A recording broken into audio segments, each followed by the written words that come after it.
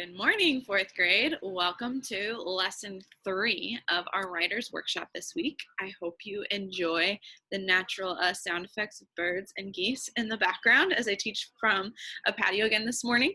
So as you guys know, at the beginning of a lesson, we typically think about what we've already done and think about where we're going.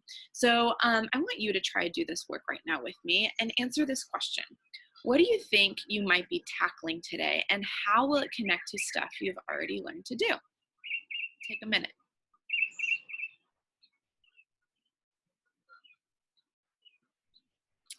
All right, if you're a little unsure, I'm going to share one of the visuals that is in Google Classroom today about getting ready to write an informational text. Let me move my video over here. So as you see, we've already thought about the topic. We've thought about how the writing might go. Yesterday, you planned a way to take notes and jot down ideas. And hopefully yesterday during your independent work, you took notes and fitting what you learned in your plan. So today we're really gonna focus on planning for teaching others and starting our draft, okay? So I'm gonna give you a little bit more ideas of how to structure your book, and then hopefully you'll start to write the first section of your text today. So, writers, today I'd like to teach you that informational writers, because that's what you are now, take time to really think over the structure of their writing.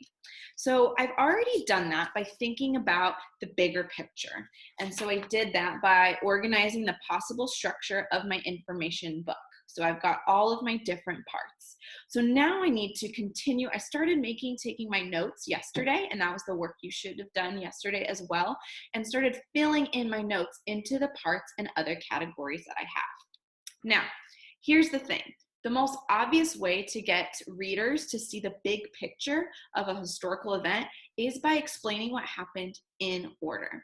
So you saw my 2-column notes from yesterday. So I'm going to show you a different way that I took notes. So the subheadings can be ordered as a timeline.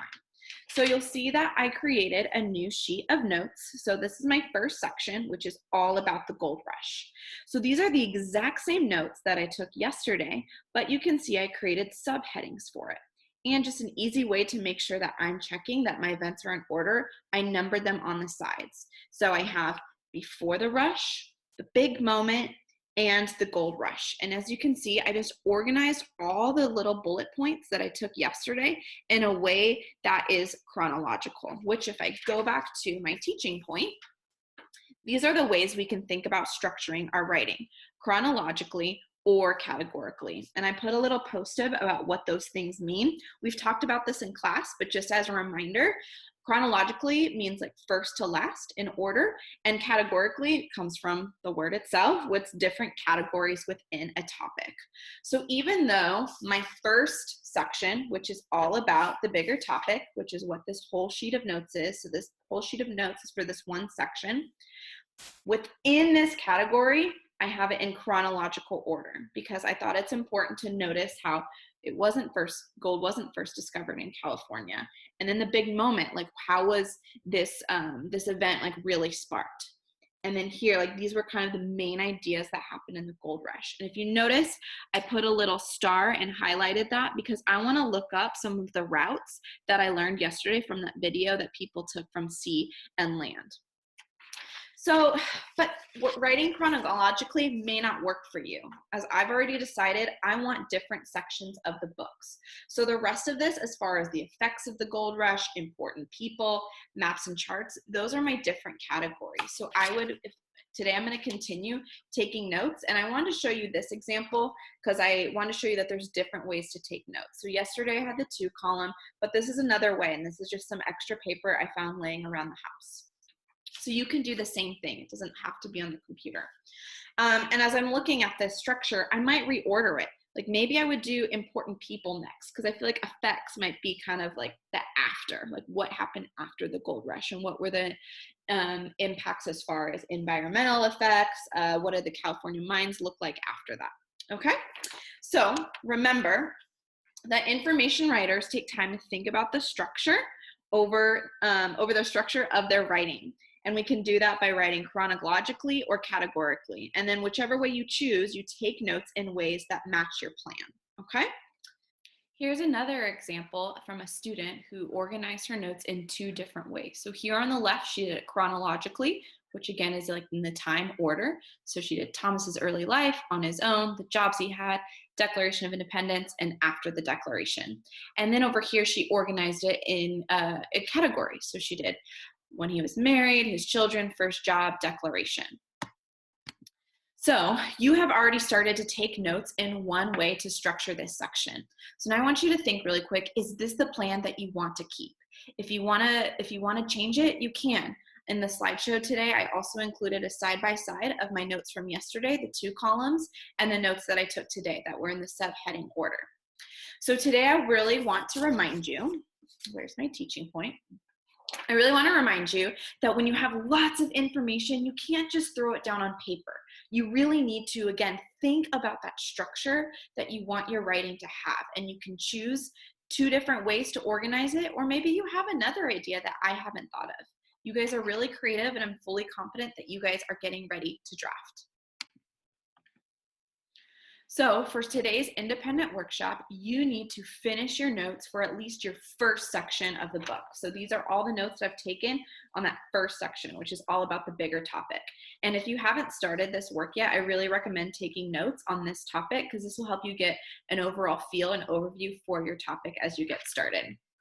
So I'm going to show you really quick before I sign off how to start taking our notes to a draft, because this is what your work will be today. Okay, so this is your independent work for today. It's titled Lesson 3, and I'll let you guys read that later on in your own time, but you can see it's organized by subheads, and then there's some lines that I can type onto. So since I don't have my document camera, I'm just gonna type directly on this document so you can see how I start to draft. So my first subhead was called Before the Rush, and my second one was called Big Moment. And then my third section was called the Gold Rush. And just for today, I'm going to go ahead and type from the big moment. So I have my notes in front of me right here. So I'm just gonna kind of pull from those notes. So thinking about how I'm giving some information about before the gold rush up here, I wanna think of a transitional phrase that'll like help me form this. So I'm gonna say,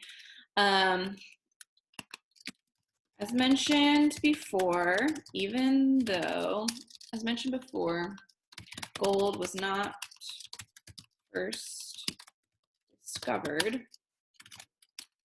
by James Marshall, but the previous, I'm going to start a new sentence, however, the California gold rush had much larger impacts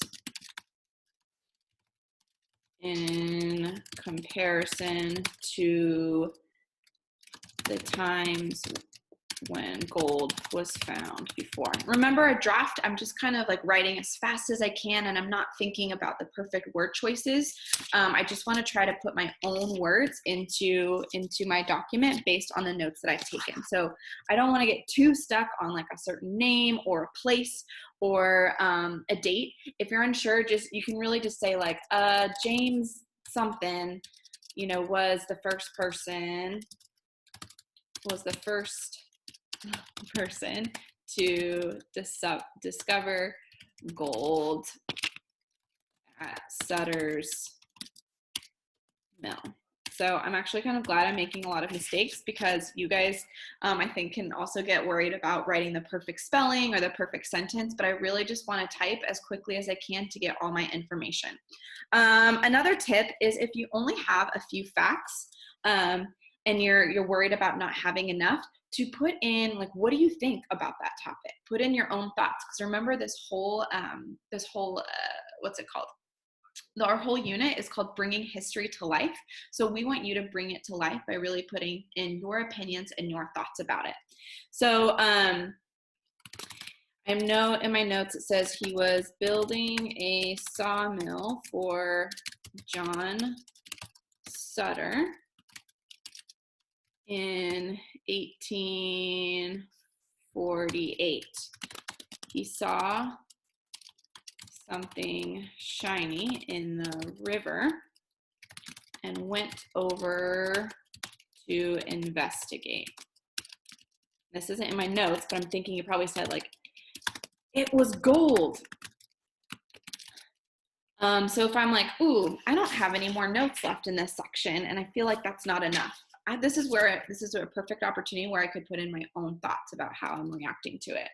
So if I'm really trying to put myself in John Sutter's shoes, like, I think it was probably very surprising and exciting to discover something like this when I was just building a boring old sawmill. I wonder what James Marshall, I think that's his name, I wonder what James Marshall's first thoughts were after he found the gold in the river. Okay, so I try not to get stuck on dates or places. I added my own thoughts if I was getting stuck, because I really want you to like slow down and say more about it if you can, and add on what you think about it. And really try to push yourself to write a lot. Like I don't really want to go on to the next section until I can write at least 5 to 6 good sentences. So if I'm looking back, I have 1, 2, 3, 4, 5, 6, 7. And you can see just like the last half of my paragraph was actually where I added my own thinking and thoughts. So if that's you're feeling like you're getting stuck and you only have a few facts, elaborate, because that's a skill that we're all working on as 4th graders.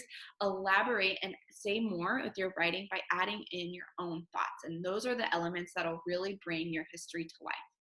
So just to recap for today's assignment, you guys need to at least finish the notes for one of your sections and trying to write your first drafts of your first section of your book. So this sheet is for my first section. So this subhead is Before the Rush, The Big Moment, and the Gold Rush. And just as a reminder, I told you to use the gold rush as your topic if you feel like you needed some extra support. And even though like I'm putting lots of notes and my drafts in here, feel free to use them as inspiration. And what I mean by that is if you want to use some of the ideas that I have, absolutely do that. But I don't want to see anyone copying word for word the exact draft that I just put up. So if you have any more questions, please reach out to your teachers. Remember that informational writers take the time to think about the structure of their writing, and that could be chronologically or categorically. And the tips that I offered in as I was drafting my draft, I will post that in our Google Classroom. All right, good luck, you guys. I'll see you later.